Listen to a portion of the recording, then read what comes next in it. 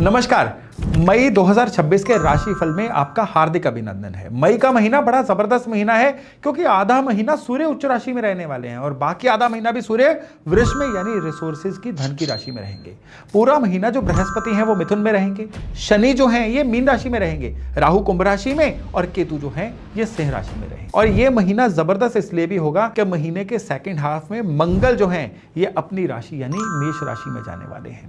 देखिए, प्लैनेट किसी भी राशि में रहेंगे लेकिन हर राशि के अनुसार इसका रिजल्ट जो है ये अलग अलग रहेगा।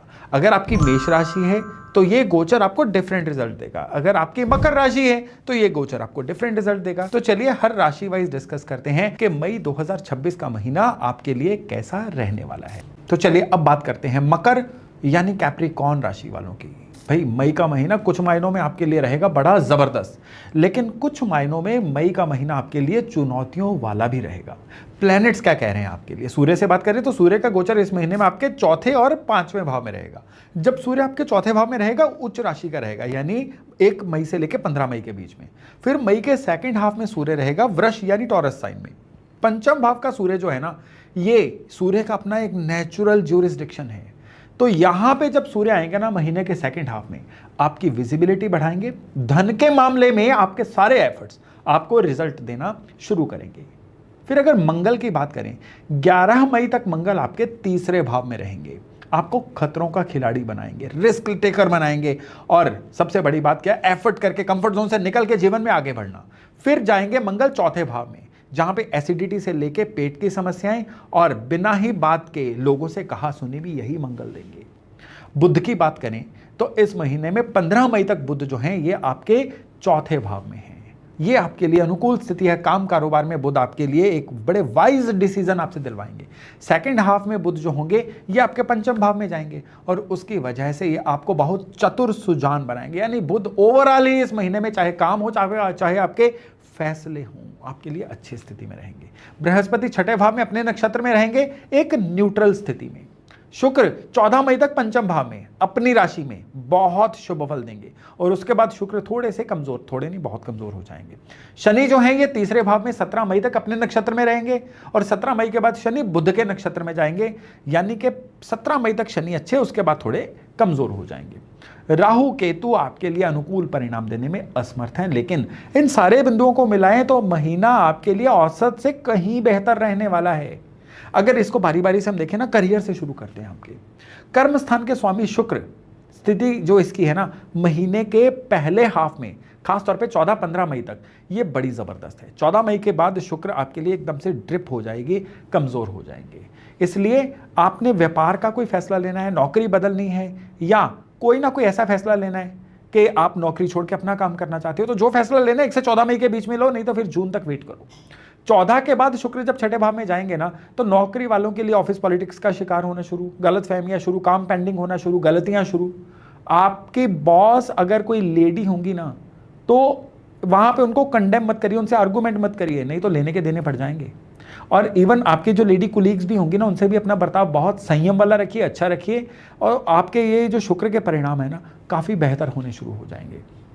शुक्र यहाँ पे क्या कह रहे हैं कि इस महीने में ना पुराने कामों को निपटाओ, चीज़ों को सॉर्ट करो। जितना इस समय में चीज़ों को सॉर्ट करोगे ना, काम कारोबार उतना ही आपके लिए बढ़िया रहेगा। बुध के फैसले इस महीने में आपके फेवर में रहेंगे, लेकिन शुक्र का चीजों को सॉर्ट करना, रिफाइन करना, आसपास ऑर्गेनाइज करना, ये आप करके रखोगे तो चाहे आपकी नौकरी है चाहे आपका व्यापार है, यह महीना आपको अच्छे फल ही देगा।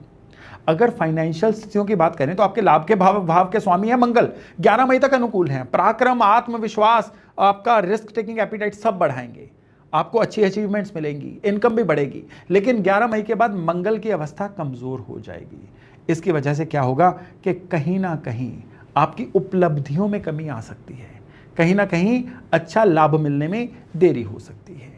और अगर बचत की बात करें तो यह महीना मिले जुले परिणाम देगा। दूसरे भाव का स्वामी शनि आपकी फेवर में है, पर राहु केतु एकदम से ऐसे खर्चे करवाएंगे कि जो आपके बजट में नहीं थे, उसकी वजह से एकदम से आपको ठन ठन गोपाल ये चीज़ें दिखाई देंगी। आय की दृष्टिकोण से भी देखें तो इनकम के मामले में इनकम अच्छी रहेगी, लेकिन जो भी आप कमाओगे ना वो खर्च भी हो जाएगा, बचा नहीं पाओगे।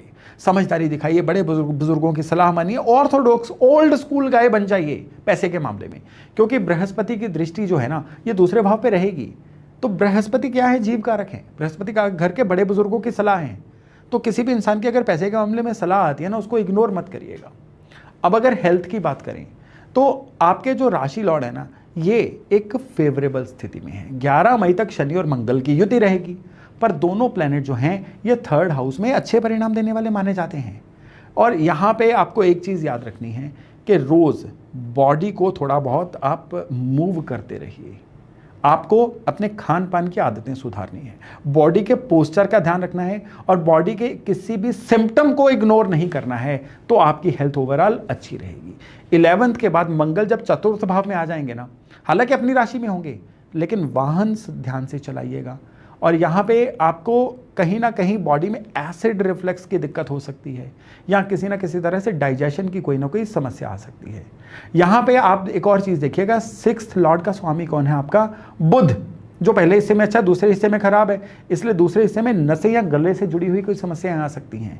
ज़्यादा ठंडी चीज़ों के सेवन से भी इस महीने में बचिएगा। हेल्थ के लिहाज से महीना कमज़ोर नहीं है, लेकिन लापरवाही बरती तो फिर ये महीने में खामियाजा आपको भुगतना पड़ेगा। आप कॉन्शियस रहेंगे तो आपको कोई परेशानी नहीं होगी। आरोग्य कारक सूर्य भी जो है ना, इस महीने में आपको डिसिप्लिन्ड लाइफस्टाइल आप रखेंगे तो पूरी तरह से आपकी सहायता ही करने वाला है। अब अगर आपकी लव लाइफ पे आए तो आपके लव लाइफ के कारक हैं शुक्र, महीने के पहले हिस्से में 5th भाव में। प्यार मोहब्बत के लिए तो भाई मई आपके लिए साल के जबरदस्त अच्छे महीनों में से एक है। हालांकि शनि की दृष्टि यहाँ पे लगातार है, जो कि आपके पंचमेश का फ्रेंड है। तो यहाँ पे एक रेयर कॉम्बिनेशन सुनिए कि पंचमेश जब खुद प्रेम के कारक प्लैनेट भी हो, यानी शुक्र हो, और साथ में 5th भाव का स्वामी भी हो, और गोचर में भी वो चलते चलते अच्छी पोजीशन में हो, तो इस अवधि में प्रेम संबंध काफ़ी बढ़िया रहते हैं, लाइफ को रिज्यूविनेट करते हैं। जो लोग लव पार्टनर ढूंढ रहे हैं ना, इस समय में उनको लव पार्टनर मिल भी जाएंगे और एक बड़ा क्वालिटी टाइम बीतेगा। 14 मई के बाद स्थितियां कमज़ोर हो सकती हैं, अनबन हो सकती है, यानी कि एक दूसरे पे यकीन की कमी हो जाएगी, या मेरा फ़ोन क्यों नहीं लिया, मुझे अवेलेबल क्यों नहीं हुए, ऐसी चीज़ों पे कोई ना कोई आर्गूमेंट, रिसोर्सेज को लेके कोई ना कोई आर्गूमेंट। सगाई या विवाह के लिए महीना मिले जुले परिणाम देगा, लेकिन 14 मई के बाद आपसी कहासुनी से बचिए। यहाँ पे एक और चीज़ आपने याद रखनी है कि इस समय में आपको अपने लाइफ पार्टनर को गिफ्ट नहीं देने हैं, सिर्फ क्वालिटी टाइम देना है, इमोशंस का एक्सचेंज करना है, तो ही मई महीना आपके लिए यादगार बनेगा। अब अगर मैरिड लाइफ पे है तो महीना औसत रहेगा, इसके दौरान कोई नेगेटिविटी नहीं है, लेकिन पहले हिस्से में सब कुछ अनुकूल रहेगा। लेकिन 11 के बाद जब मंगल की 4थी दृष्टि 7th हाउस पे पड़ेगी ना, तो कहासुनी संभव है। छोटी छोटी बातों पे ट्रिगर हो जाना, गुस्सा आ जाना, इससे बचिए, लेट गो बढ़ाइए, जिप, बिल्कुल चुप हो जाइए। यानी आपके शादी ब्याह के लिए 1 से 11 तक चीज़ें अच्छी हैं, 11 से 31 तक का हिस्सा जो है ये थोड़ा सा कमज़ोर है। दाम्पत्य जीवन के लिए, इवन आपके वाइल्ड लाइफ पार्टनर की हेल्थ के लिए भी ये समय जो रहे ना 11 के बाद, ये थोड़ा सा कमज़ोर रहेगा। अगर आपके परिवार से संबंधों की बात करें ना, परिवार के स्वामी हैं शनि, 3रे भाव में अनुकूल है, पर 2रे भाव में, परिवार के भाव में राहु मौजूद है, कमज़ोरी। शनि आपकी हेल्प करना चाह रहा है, लेकिन राहु समस्याएं लगातार पैदा करता जाएगा। राहु की समस्याएं क्या होती हैं? भ्रम की स्थिति। हालांकि बृहस्पति की दृष्टि यहाँ पे शुभ परिणाम देगी, लेकिन परिवार के अंदर एक दूसरे को लेकर कोई ना कोई भ्रम की स्थिति ऐसी पैदा होगी जो आर्गुमेंट्स बनाएगी, परिवार का माहौल खराब कर सकती है, तालमेल बिगाड़ सकती है। एक दूसरे पे संदेह की जो होगा ना, ये सिचुएशन को खराब कर सकता है। यकीन बनाए रखिए, सहयोग करिए, बात कम करिए, काम ज्यादा करिए, और जो भी करना है ना पॉजिटिव करिए। फालतू की बातों में इस महीने में परिवार में इन्वॉल्व मत होइए। इवन आपका जो सुख स्थान है ना, पहले हिस्से में सूर्य उच्च राशि के हैं और बुध के साथ हैं, तो कुछ परेशानियों के बाद आपके जीवन में काफ़ी ज़्यादा रिलैक्सेशन का इंस्टॉलेशन होगा। आप घर के लिए अच्छी चीज़ें ला सकते हैं, घर की रेनोवेशन कर सकते हैं, घर की सेटिंग चेंज कर सकते हैं। और यहाँ पे दूसरे हिस्से में जो 4th भाव में मंगल है ना, ये क्या करेगा? आपको रेस्टलेसनेस देगा, यानी घर से बाहर मन ज़्यादा लगेगा, घर के अंदर आएंगे तो आपको बड़ा लो फील होगा। इस समय पे घर के अंदर कोई ना कोई तोड़ फोड़ या किसी चीज़ का खराब होना भी आपके खर्चे करवा सकता है, लेकिन ओवरऑल आपके सुख के लिए ये जो समय है ये अच्छा ही रहेगा।